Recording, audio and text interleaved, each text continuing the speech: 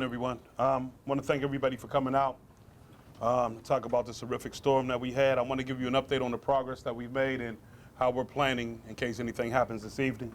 So I want to thank everybody for being here today to share critical updates and information about our ongoing storm recovery.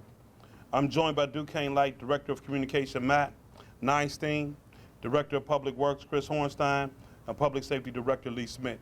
They will all give you updates on where we're at in each one of those areas. I want to thank our residents for remaining calm and displaying kindness and patience to one another in this difficult time.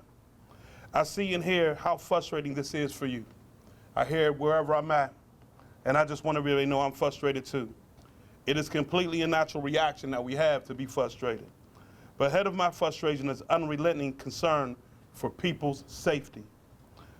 The only thing that we can make of our situation worse is a fatality caused by someone speeding through an intersection, which we're asking everybody that's going through an intersection where a signal may be out, please slow down. That's number one. Or if another resident is lost to a down wire, please be cautious of every down wire that's out there. Again, please don't take wires, caution, red tape, and barricades into your own hands. Leave them right there. Do not touch any of them. I should also note that we have another storm expected to hit today, which we pray will not set us back or slow our progress down that we have made. Our tool for getting through this together is our love for one another, our love for our neighbors, and good information. I encourage everyone to look into their own hearts first, because looking into our own hearts will bring out the best in us.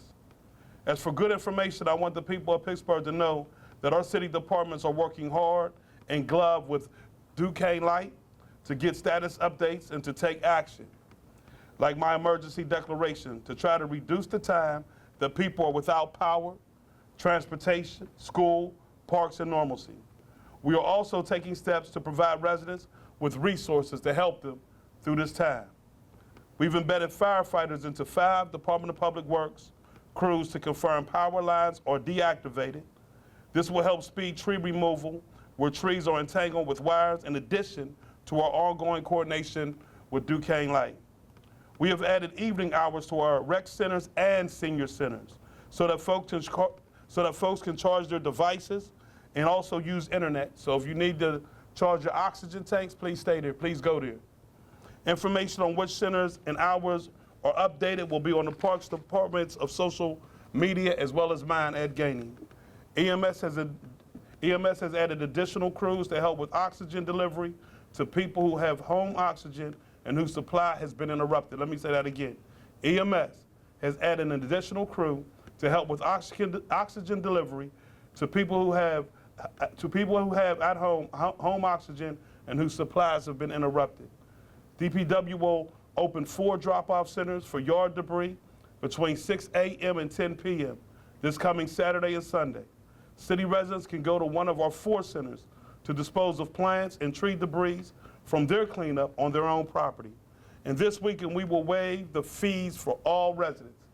This weekend, we will waive the fees for all residents. The list of centers on our page is on our pager, one pager, on our social media sites, and I said again on mine. Finally, I want people to know that we are making progress, and you will hear about the progress today from each one that's coming up. We begin our recovery with 140,000 Pittsburgh Duquesne Light customers without service. This morning, that number was 84,000. As of 3:45 this afternoon, that number stood at just over 82,000. That's incredible, incredible service that we're doing. Power issues at Pittsburgh's water pumping facilities have been resolved, avoiding potential drop in water pressure, which is great. Half our traffic signals that were out for service have been brought back online. We asked Duquesne Light to prioritize PPS facilities, and today our city's children were back at school, most of them in person. Again, I ask the residents to remain calm, be kind and patient to one another, and allow our crews to work diligently to restore critical services and take care of one another as we get through this tough time together. I'd like to introduce Matt Neinstein from Duquesne Light. Thank you.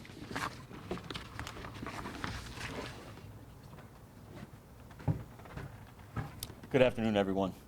Thank you, Mr. Mayor, for having us here today, and thank you for the support from all the other city departments working alongside Duquesne Light throughout the weather event. As you heard the mayor say, we have restored more than 200,000 customers from our peak outage of 325,000 customers on Tuesday. We're continuing to lower that number, although it will fluctuate on our outage map, as we sometimes have to turn off some circuits in order to restore others. So that number will not be a straight line going down, but it will trend down overall. We are operating all hands on deck around the clock to clear down wires and trees and restore power to our entire service area. Our overall estimated time of restoration, or ETR, remains 5 to 7 days. That means 5 to 7 days from the beginning of the storm. That's not a rolling number. It does not mean that all customers will be waiting that long. Customers are being brought back online as we speak right now. Transmission lines are no longer having an impact on our customers, so we're able to focus more on our distribution lines, which are the lines you see running through your neighborhoods alongside the roads on poles in residential areas. I cannot stress enough, and you heard the mayor say it, please stay away from downed lines. Stay far away from downed lines. Don't go near them. Do not allow others to go near them. Don't try to move them or cover them. Please listen to public safety personnel if they warn you to stay away from an area with a downed power line. Do not remove barricades or anything else trying to protect the public from these areas. If you see a downed line or any other hazard, please call us on our emergency line at 888-393-7000. Please let us take care of these issues. We have brought on more than 400 outside resources from Eastern Pennsylvania and the state of Indiana, and they are all fully deployed in the field right now. That effectively more than doubles the workforce that we have in the field. Please give all of our crews out in the field space and time to do their work. If you see a crew in an area that is not currently powered, they may be out there dealing with a hazard, not restoring service. We will come back to restore service after a hazard is cleared. Our prioritization is clearing safety hazards first, like down trees, down poles, down wires, restoring service to safety critical infrastructure, hospitals, police stations, utilities. Then we move on to major circuits, and then on to smaller clusters and individual customers who may be out. We are tracking this incoming weather, as the mayor mentioned. Current work may have to pause as that weather moves through the area. I'm sure everybody understands that. Once this weather event moves through, we will reassess and see if that has any change to our estimated times of restoration. Hopefully it will not. We ask for your continued patience. This was an unprecedented storm, and we have rolled out an unprecedented response to deal with it. Again, please avoid downed wires and other hazards. We will get to them. Thank you. Next up, we got Chris.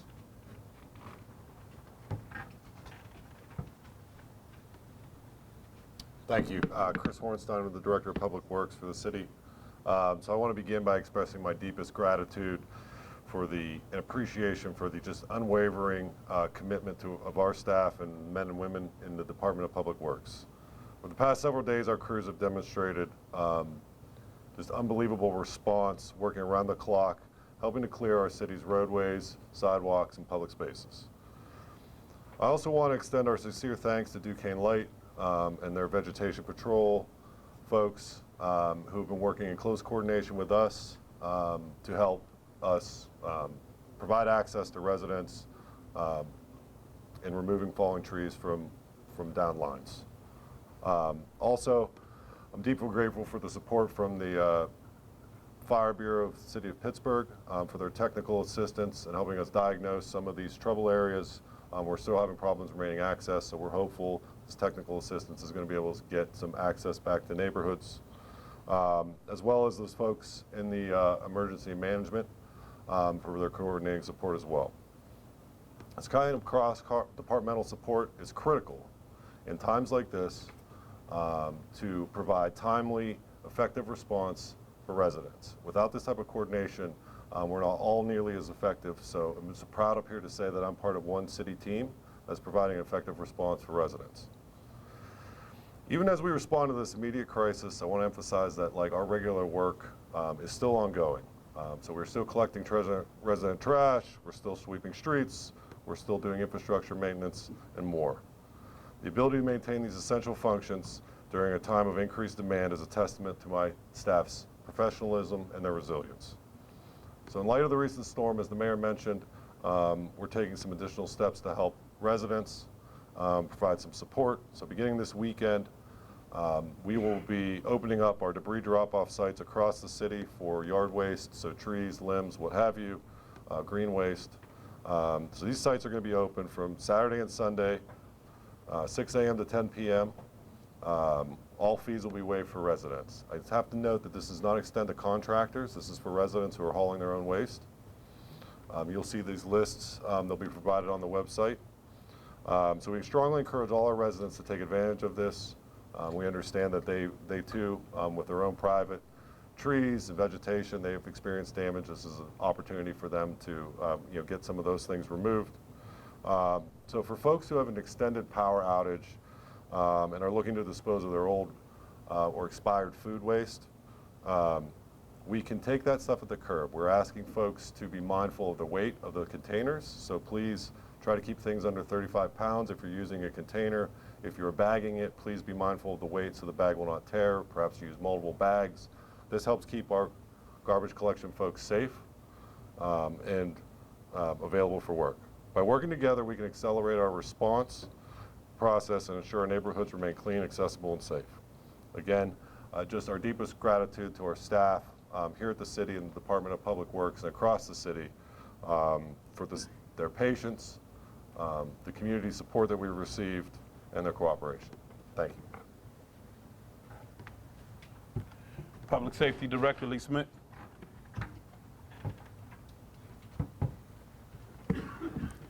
Good afternoon, everyone. I just want to reiterate the thanks to the community for the patience and understanding. We all do understand your frustrations.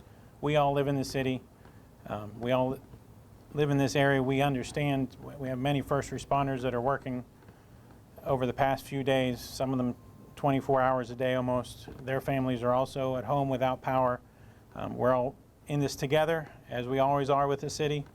And I do want to also thank all of our first responders, our emergency management folks, police, fire, EMS, and all of public safety for working together to help coordinate this event, working with our folks from DPW, PLI, DOMI, parks across the city to make sure we're providing resources, and of course coordinating with Duquesne Light.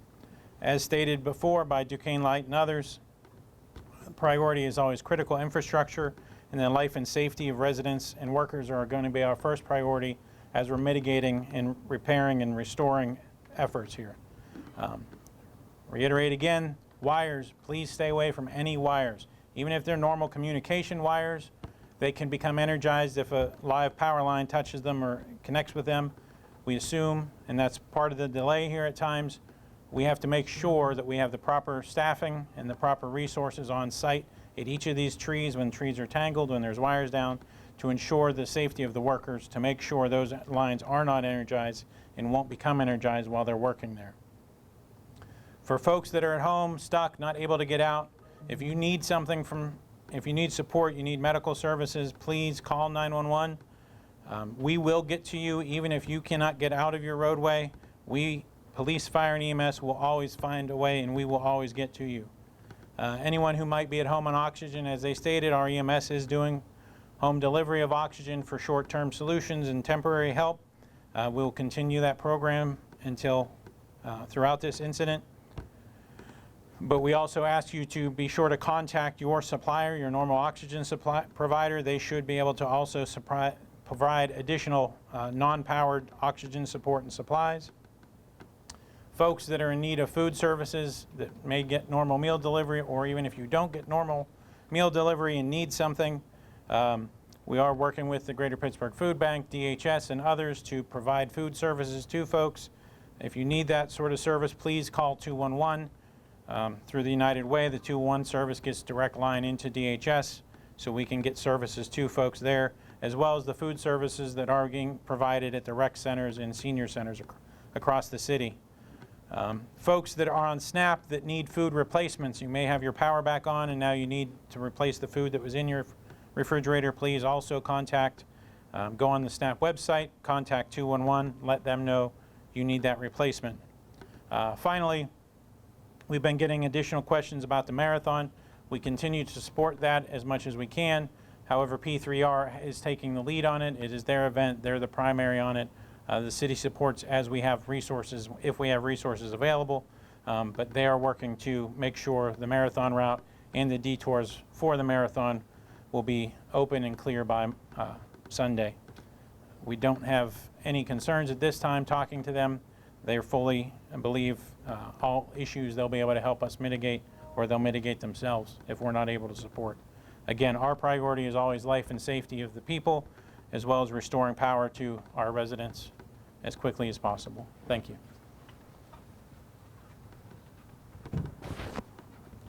So, Thank you, everyone. Can you gather? At this time, we will take questions. So, any questions at this time? Yes. Mayor, you mentioned that a lot of people are frustrated, and you're frustrated too. Can you just clarify what exactly is frustrating you? Is it any specific entity, or is it just a disruption to people's lives? yeah, it's just a disruption to people's lives. I mean, people's food is going bad. You don't want to see that happen. People that's on oxygen need to make sure that they can get it to a point to where they have a steady supply of it. You know, it's things like that, worrying about the overall health of our community and our city. And, you know, you don't want to see nobody go through that. My lights was off until last night. So, you know, I get it. And particularly our moms that got young children. You worry about them. There's a lot we got to be frustrated about. This was an unprecedented storm. But the one thing I am happy about is the way that we're cleaning it up. The amount of people that got their power back on in just a short period of time. The debris that we got off the streets. The fact that over half of our street lights are working again.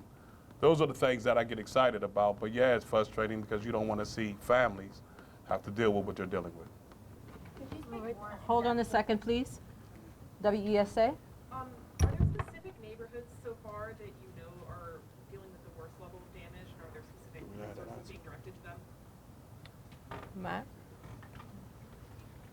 So I have visited most of the city and as well as some of the county. It's pretty widespread, which is also creating a challenge. It's not just, you know, typically a storm comes in, it'll hit south, north, east, west. This one is very much widespread across the city. Different areas across the city, whether it's east, south, et cetera, you can find pockets of significant damage anywhere. So that adds to this complication. It means a lot more resources. We can't just move resources from one area of the city to the other. It is across the city as well as in outlying areas of the county. All right. You have a question? Could somebody speak more in depth about how Duquesne Light determines which areas take priority, and is there a clearer way to give people an idea of the timing? Yeah, again, so our prioritization runs through public safety hazards, as I said before, then on to safety critical infrastructure, so that can be in different neighborhoods, right? Depends on where a hospital may be or a police station. Maybe we want to get those public safety facilities back online as quickly as we can. After that, we go to major circuits. It's really kind of tough to tell for a resident whether or not they're on a major circuit or not. That's going to go piece by piece, and then we'll get down to those smaller clusters that may be out because one set of wires is down or something to that effect. We're looking at getting something like an estimated time of restoration more regionally tomorrow. Hopefully after this storm we don't see too much damage tonight and we can keep progressing on the line that we've been on. So aiming for tomorrow for some broader estimated times of restorations for the region. Yes. Also a question for Duquesne Light. Okay. Matt, back up. So Duquesne Light has a history of not meeting PUC standards for outage response. Why has Duquesne Light failed to meet the PUC benchmark for outage duration over a 3-year period? I can't speak to that broadly. Within this event, obviously, damage that we've never seen before, and that catches up to us. I also know we have a territory with some challenging terrain in it, more than some other territories have in terms of rivers, hills, mountains, trees, things like that. So we deal with different challenges than some other territories do, and that's not a woe is us comment. That's just the way that it is. So we address those challenges head on. We're constantly trying to improve that way. Well, quick follow-up, given the history of not meeting PUC standards, what can you say to assure residents that you are going to be responding promptly? We have been responding promptly. I think people have seen crews out in the streets. We've been getting kudos from residents who are getting their power back, but we still have a lot more work to do, and we'll keep doing it. Us calling in all these resources, those 400 outside resources, more than we've ever called in before. Again, an unprecedented response to an unprecedented storm, and we'll keep working hard at it. How many WPXI, yes? Matt, question for you. Back. You mentioned people, of course, needing to continue to stay away from down lines and hazards. You heard today that there was a dog that was electrocuted in Turtle Creek. Do you have a response to that? We heard that report and we're investigating. About all I can say right now. Also for Duquesne Light, how many line workers are there on staff compared to previous years, and are you dealing with any kind of difference there? We have a few hundred crews out, a few hundred line workers out in the field, obviously broken up into crews, and they do different jobs. And I don't want to get into too many details here. They all fulfill different jobs and have different roles and skill sets. Somewhere in the vicinity of 300 to 350 of our staff are out in the field, in addition to those 400 people that we have also. Is there an additional question? One more for Matt. You mentioned earlier that there might be a pause this evening because of these storms going in. Can you just explain real briefly why that pause would have to happen? Would that potentially happen before these storms come in, or it would be once the rain starts coming out, once the wind picks up, and how that could potentially affect that overall restoration? That's a good question. Safety is priority one for us, I think, as it is for City Public Works and our other partners. And once winds reach a certain level, for example, we can't put bucket trucks out and have buckets go up in the air to, say, cut away tree branches or something like that. Once lightning is spotted in the area, we stop all work. Our guys stop working until that lightning and that weather has cleared. And that can take 5 minutes, that can take an hour, I mean, who knows? So I can't speak to the length of the delays, and I can't speak to exactly whether or not they'll happen. That will all depend on what our crews are seeing out in the field. All right, last question, WESA. Would you be able to talk about restorations in the Edgewood neighborhood? I couldn't speak to any specific neighborhoods at this point, I'm sorry. Yeah. Okay, thank you all for being here. As you may notice, the debris drop-off that Chris Hornstein had talked about, the listing is here. The hours is Saturday and Sunday. That is April 3rd and April 4th. Excuse me, May 3rd and May 4th. Yes, May 3rd, May 4th. That's Saturday and Sunday. These are the divisions, and it's from 6 a.m. to 10 p.m. And again, its fees have been waived for residents. However, contractors must still pay. All right, thank you guys for attending, and appreciate you. The next update, we will, of course, send out the media advisory. Thank you. 3, 2, 1, let's go.